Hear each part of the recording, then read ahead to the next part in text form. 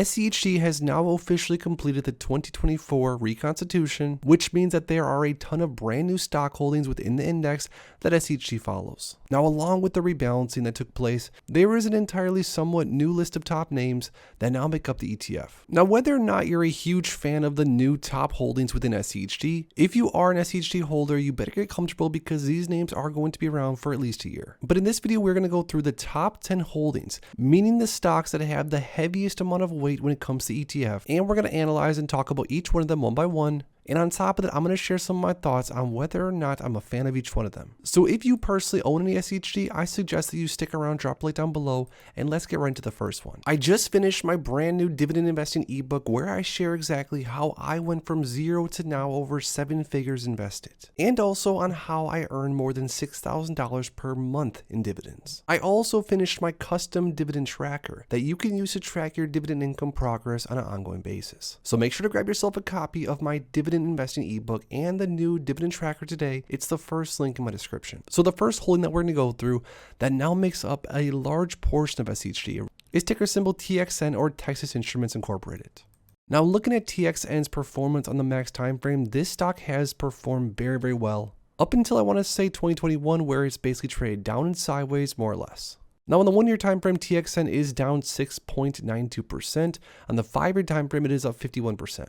And with where TXN is currently trading as of right now, it's offering a forward 3.07% dividend yield. Now, one thing that I will say about some of these new holdings, these new stocks that have now been entered into SCHD, a lot of these new names, although they are not perfect, they did somehow make it to the screenings, and a lot of these names have, at least historically, offered significant dividend growth, like TXN right here, which has grown their dividend consistently over a long time period. All in all, I have no problem with having some more exposure to TXN. I think this stock could grow throughout the next few years here. The next largest holding as of right now in SCHD is UPS, or United Parcel Service. Now, UPS is and has been a single stock holding in my portfolio for a long time, and I don't mind whatsoever having a little bit more exposure to this one personally. Now, UPS is down 16.51% on the last year, but on the max time frame, this stock has done very well. And I was lucky enough to buy UPS back in 2020 at around $100 per share, so I'm up pretty significant on my single shares, which is awesome. But ever since 2021, UPS hasn't got as much love. The stock is now trading basically towards the lower end of the 52-week range. But I do think that long-term UPS is going to be around, and I do believe in this holding. Now, as far as dividends go, 4.3% forward dividend yield, which makes UPS, in my opinion, sort of an accidental high yielder. This stock hasn't always yielded this high to start off with, but because of the way it's been trading, it's yielding quite a bit. Now, I did mention that a lot of the names that are a part of SCHD do have a history of growing their dividends pretty quickly, and although UPS did slow down the dividend growth rate, you can see that the most recent dividend increase was tiny compared to some of the previous ones.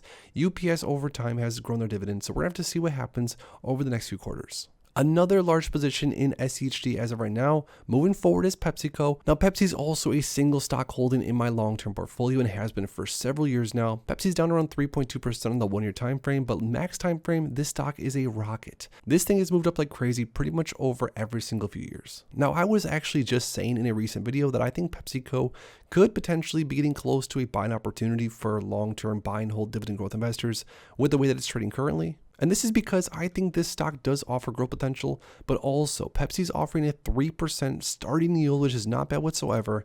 And this stock is definitely no stranger to dividend growth, which, speaking of, I think Pepsi is going to be doing a nice dividend increase next quarter. So all in all, the fact that this stock has moved up on SCHD's top holdings, I do not mind that whatsoever. The next single stock that's now in the top 10 holdings, which I'm not as much of a fan of, is Cisco. Now, I personally owned Cisco a few years ago. It basically traded sideways for a while, and then what I chose to do is sell cover calls in this single holding when I used to hold it, and I ended up getting the shares called away, which is perfectly fine. Now, on the max time frame, now this company's been around forever, obviously. It's up 2,600% on the max time frame. Over the last year, though, down 3.5%. The last 5 years, down 7%. So this one has basically traded sideways. And although Cisco does offer a 3.25% forward dividend yield, you can see that over time there's been a lack of dividend growth. I mean, there's been some dividend growth, maybe a penny every year or so. But even though this stock made it through into the index, I don't really have any interest in having any more exposure to this one, although I have to admit I don't really hate it. Another one that I don't necessarily want any direct exposure to, but is also in the top 10 holdings when it comes to SCHD, is PFE or Pfizer.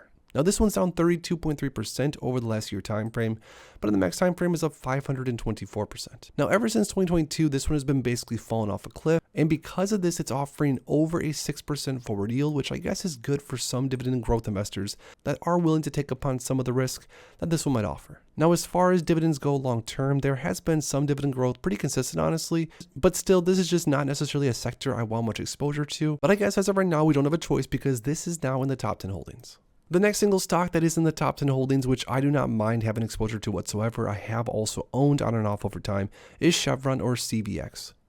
Chevron's currently basically flat in the 1 year, but Chevron did have a nice run up a few years back. On the max time frame, it's up 600% more or less, so this single stock has done pretty well, especially when oil is in demand. Now, as far as dividends go, we're at a 4.2% forward starting yield, and as far as dividend growth goes, let's take a look. Dividend growth looks pretty healthy. We had Chevron paying around $1.51 per share per quarter last year, now recently bumped up to $1.63. So Chevron does sort of offer a stable business model for the most part, dividend growth, and a nice juicy dividend to start with. I don't mind having exposure to this one whatsoever. The next single stock that's in the top 10 holdings of SCHD is BMY or Bristol Myers. Now, Bristol Myers is down 23% in the 1 year time frame. This one has also been performing pretty poorly, but with the recent performance of Bristol Myers, it's offering a 4.65% forward yield. Now, as far as dividend growth goes for Bristol Myers, there is a history of dividend growth, pretty consistent like some of the others, although no real insane dividend growth over the last few years. Another stock in the top 10, which I am a fan of, and I also do hold as a single position, is AbbVie or ABBV. Now, AbbVie's up 15% over the last year, and on the max time frame, AbbVie is up almost 450%. Now, AbbVie is currently offering almost a 3.5% forward yield, and AbbVie does, or at least has had, some nice dividend bumps historically. I was lucky enough to grab some shares of AbbVie several years ago, and I'm personally up substantially on their shares, and they've been paying me more and more in dividends every single year that I've held onto it. And the fact that AbbVie is a rather large position in SCHD, I don't mind this one whatsoever. The next single stock that is in the top 10 for SCHD is LMT or Lockheed Martin. Now, Lockheed has found a spot on its own in my portfolio, and out of it over the years, I used to swing trade it a few years back. But Lockheed's up a ton in the max time frame as far as price return, over 1,200%. The 1 year time frame, not so great though, down 8.1%. But Lockheed, just like the other ones, offers a decent starting yield, almost 3%. And on top of that, just like all the others, Lockheed has some substantial dividend growth historically. If we go back to just 2020, back when I used to own shares of Lockheed, they were paying around $2.40 per share per quarter. Now, just a few years later, $3.15 per share per quarter, the dividend growth is definitely real here. Now, last but not least, the final stock in the top 10 for SCHD post-reconstitution is going to be ticker symbol VZ or Verizon, which is currently actually up almost 7% in the 1 year time frame. But let's not talk about the max time frame, down almost 20%. Now, if you guys have watched me before, you know that Verizon is a large position in my long-term portfolio, and I've been able to sell cover calls, so I'm not down as much on my shares as I would have otherwise, luckily. But Verizon offers a massive yield at almost 6.7%, and Verizon does have a long history of not only paying dividends, but slow and steady increases on top of that. Now, because I already own so much Verizon, I honestly do not have any interest in having another ounce of exposure to it. But honestly, there's probably other names out there that could be worse, so I guess we'll take it. So there we have it, guys. Those are the new top 10 holdings when it comes to the Schwab US Dividend Equity ETF, along with the brief analysis and some of my thoughts. Now, lastly, if I were to ask you, out of these new top 10 holdings, what is your least favorite position and what is your favorite position? Drop the ticker symbol in the comments down below. If you enjoyed this video, make sure to please drop a like in it and subscribe for more future content like this. Thanks as always for stopping by, and if you are interested in investing, make sure to check out these recent videos I posted right here.